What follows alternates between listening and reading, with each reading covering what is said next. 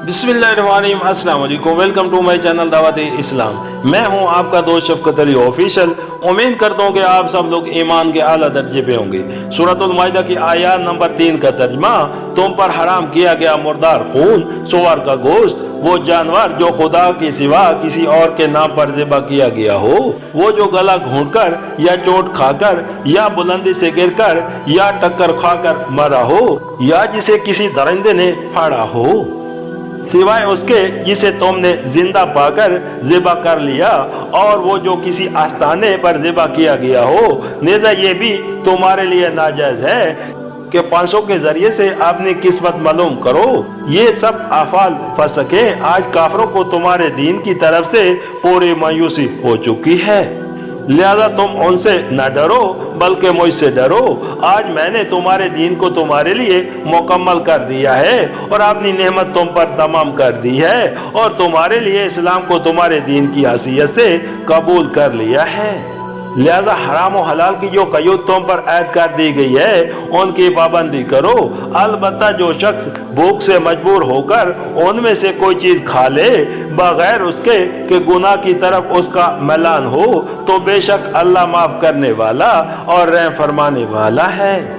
सूरतुल माइदा हाइशा number 9, यानी वो जानवर जो तिबी मौत मर गया हो। सूरत माइदा हाइशा नंबर 10, यानी जिसको ज़िबा करते वक्त खुदा के सिवा किसी और का नाम लिया गया हो, या जिसको ज़िबा करने से पहले ये नियत की गई हो कि ये फलां बुजुर्ग या फलां देवी या देवता की नजर है, मुलाइजा हो। सूरत बकरा हाइशा नंबर 171।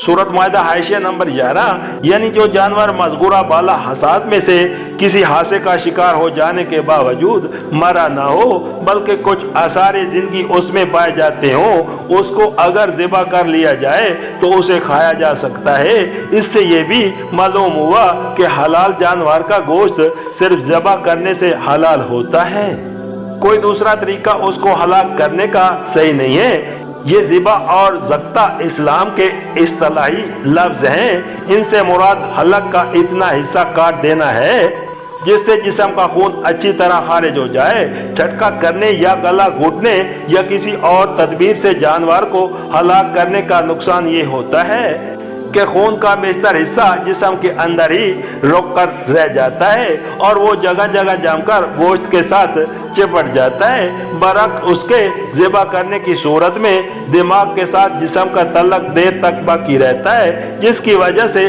रग रग का खून खींचकर बाहर आ जाता है और इस तरह पूरे जिस्म का गोश्त खून से साफ हो जाता है। खून के मुतल्लिक अभी ऊपर ही ये बात गुजर चुकी है कि वो हराम है, लिहाजा गोश्त के पाक और हलाल होने के लिए जरूरी है कि खून उससे जुदा हो जाए। सूरतुल माइदा हाइशा नंबर 12, असल में लफ्ज़ नुस्ब इस्तेमाल हुआ है। इससे मुराद वो सब मकामात हैं जिनको गैरुल्लाह की नजर और न्याज चढ़ाने के लिए लोगों ने मखसूस कर रखा हो, ख्वाह वहाँ कोई पत्थर या लकड़ी की मूरत हो या ना हो। हमारी जबान में इसका हम मानी लफ्ज़ आस्ताना या आस्तान है, जो किसी बुजुर्ग या देवता से या किसी खास मुश्कराना आकाश से वाबस्ता हो। सूरतुल माइदा हाइशिया नंबर 13, इस मकाम पर यह बात खूब समझ लेनी चाहिए कि खाने पीने की चीज़ों में हराम और हलाल की जो कयूद शरीयत की तरफ से ऐद की जाती हैं, उनकी असल बुनियाद उन अशिया के तिब्बी फ़ायदे या नुकसानात नहीं होते बल्कि उनके इखलाकी और फ़ैद नुकसानात होते हैं। जहाँ तक तिब्बी अमूर का तल्लक है, अल्लाह ताला ने उनको इंसान की अपनी जुस्तजू और ख्वाहिश व तहकीक पर छोड़ दिया है। ये दरियाफ्त करना इंसान का अपना काम है। मादी अशिया में से क्या चीज़ उसके जिस्म को ग़ज़ाए साला बहम पहुँचाने वाली है और क्या चीज़ें तग़ज़ी के लिए गैर मफूद या नुकसानदेह हैं। शरीयत इन अमूर में इसकी रहनुमाई की जिम्मेदारी अपने सर नहीं लेती। अगर ये काम उसने अपने जिम्मे लिया होता तो सबसे पहले संगैया को हराम किया होता, लेकिन आप देखते ही हैं कि कुरान व हदीस में उसका या उन दूसरे मफरूदात व मरगूबात का जो इंसान के लिए सख्त महलक हैं, सरे से कोई जिक्र ही नहीं है। शरीयत गजा के मामले में जिस चीज पर रोशनी डालती है वो दरअसल उसका ये पहलू है कि किस गजा का इंसान के इखलाक पर क्या असर होता है और कौन सी गजाएं तहरत व नफ्स के लिहाज से कैसी हैं, और गजा हासिल करने के तरीकों में से कौन सी तरीका इक़्तिदादी व नजरी हैसियत से सही या गलत है, क्योंकि उसकी तहकीक करना इंसान के बस में नहीं है और उसे दरियाफ्त करने के जरिए इंसान को मुयस्सर ही नहीं है, और इसी बिना पर इंसान ने अक्सर इन अमूर में गलतियां की हैं। इसलिए शरीयत सिर्फ इन्हीं अमूर में उसकी रहनुमाई करती है। जिन चीज़ों को उसने हराम किया है उन्हें इस वजह से हराम किया है या तो इखलाक पर उनका बुरा असर पड़ता है, या वो तहरत के खिलाफ है, या उनका तल्लुक किसी फासिक व अकायद से है, बरक उसके जिन चीज़ों को उसने हलाल किया है। उनकी हालत की वजह यह है कि वो उन बुराइयों में से कोई बुराई आपने अंदर नहीं रखती। सवाल किया जा सकता है कि खुदा ने हमको उन अशिया की हुर्मत के वजूद क्यों न समझाए ताकि हमें बसारत हासिल होती। उसका जवाब यह है कि उसके वजूद को समझना हमारे लिए मुमकिन नहीं है। मसलन ये बात कि खून या सुअर के गोश्त या मुर्दार के खाने से हमारी इखलाकी सफ़ात में क्या खराबियां रोनुमा होती हैं, किस कदर और किस तरह होती हैं, इसकी तहकीक हम किसी तरह नहीं कर सकते, क्योंकि इखलाक को नापने और तोलने के जरिए हमें हासिल नहीं है। अगर बिलफर्ज उनके बुरे असरात को बयान कर भी दिया जाता तो शोभा करने वाला तकरीबन उसी मकाम पर होता जिस मकाम पर वो अब है, क्योंकि वो और इस बयान की सेहत व अदम सेहत को आखिर किस चीज से जानता। इसलिए अल्लाह ताला ने हराम व हलाल के हदूद की पाबंदी का इन्हसार ईमान पर रख दिया है। जो शख्स इस बात पर मुतमिन हो जाए कि किताब अल्लाह की किताब है और रसूल अल्लाह का रसूल है और अल्लाह अलीम व हकीम है, वो इसके मुकर्रर किए हुए हदूद की पाबंदी करेगा, ख्वाह उनकी मसालत उसकी समझ में आए या ना आए। और जो शख्स इस बुनियादी अकायद पर ही मुतमिन न हो उसके लिए उसके सिवा कोई चारा नहीं कि जिन चीजों की खराबियां इंसानी इल्म के हाथे में आ गई हैं सिर्फ उन्हीं से परहेज करे, और जिनकी खराबियां का इल्म अहाता नहीं हो सका है उनके नुकसानात का तख्ता मशक बुनता रहे। सूरतुल माइदा आयशा नंबर 14। इस आयत में जिस चीज को हराम किया गया है उसकी तीन बड़ी किस्में दुनिया में पाई जाती हैं, और इस आयत का हुक्म इन तीनों पर हावी है। मुश्कराना फालगिरी, जिसमें किसी देवी या देवता से किस्मत का फैसला पूछा जाता है या गैब की खबर दरियाफ्त की जाती है, या बाहमी नज़ात का तस्वीर कराया जाता है। मुशरिकीन मक्का ने इस गर्द के लिए काबा के अंदर हैबल देवता के बुत को मखसूस कर रखा था। उसके इस्तेहान में 7 तीर रखे हुए थे जिन पर मुख्तलिफ अल्फाज और फिक्रे कंदा थे। किसी काम के करने या न करने का सवाल हो, या कोई हुई चीज का पता पूछना हो, या खून के मुकदमे का फैसला मतलूब हो, गर्ज कोई काम भी हो, उसके लिए हैबल के पासादार साहिबुल कदर के पास पहुंच जाते, उसका नजराना पेश करते और हैबल से दुआ मांगते कि हमारे इस मामले का फैसला कर दे। फिर पासादार उन तीरों के जरिए से फाल निकालता और जो तीर भी फाल में निकल आता उस पर लिखे हुए लफ्ज को हैबल का फैसला समझा जाता था।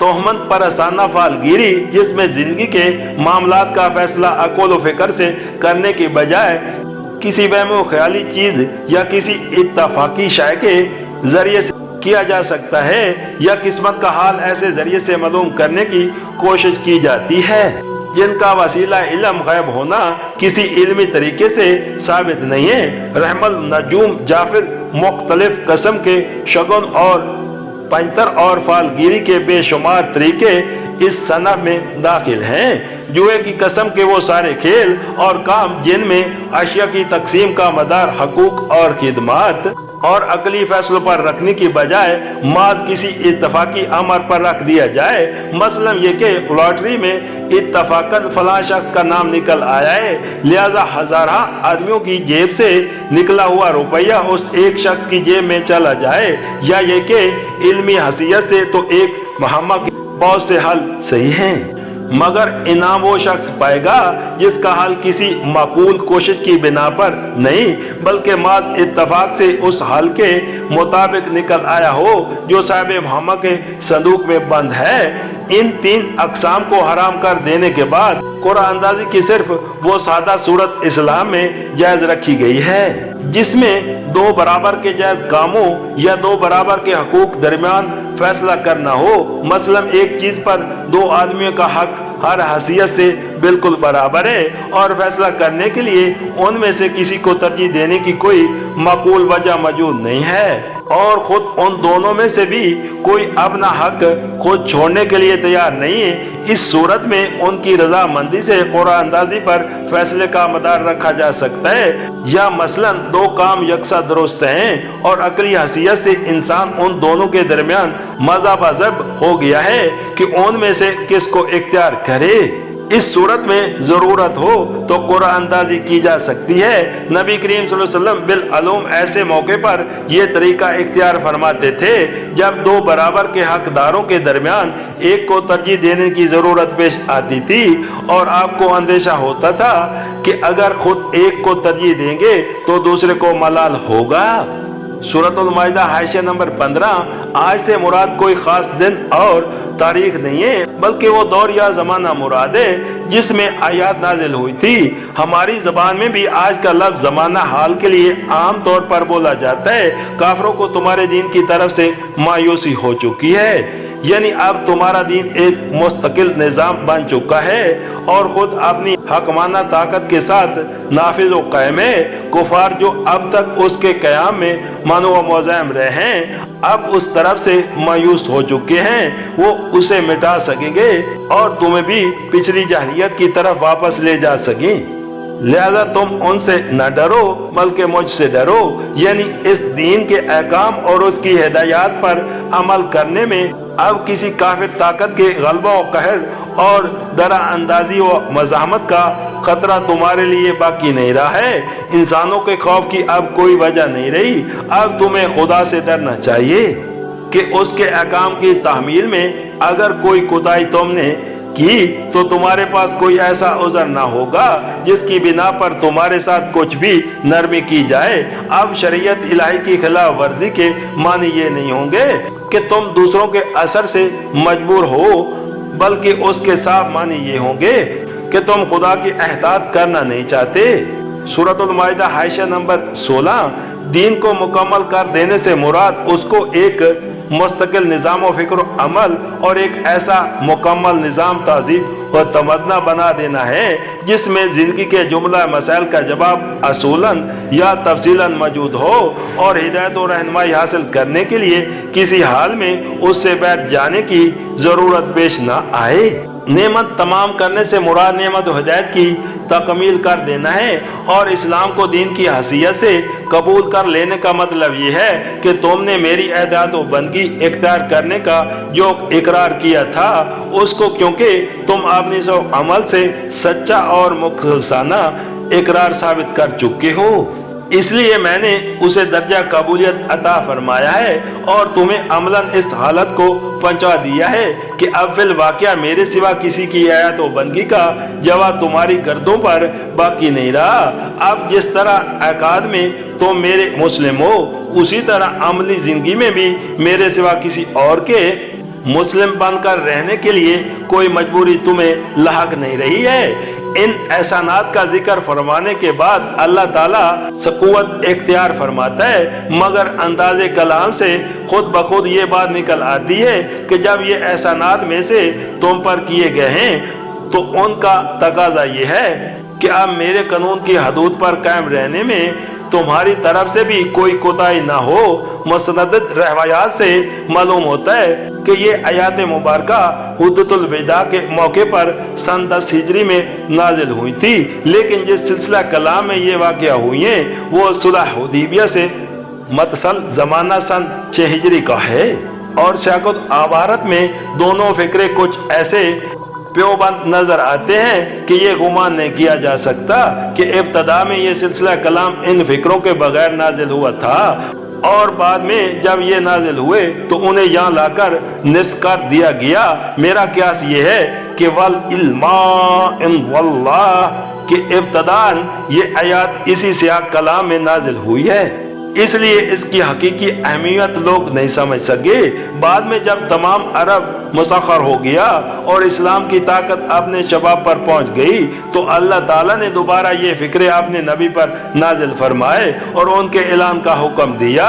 سورۃ المائدہ آیت نمبر 17، ملاحظہ ہو سورۃ البقرہ آیت نمبر 172۔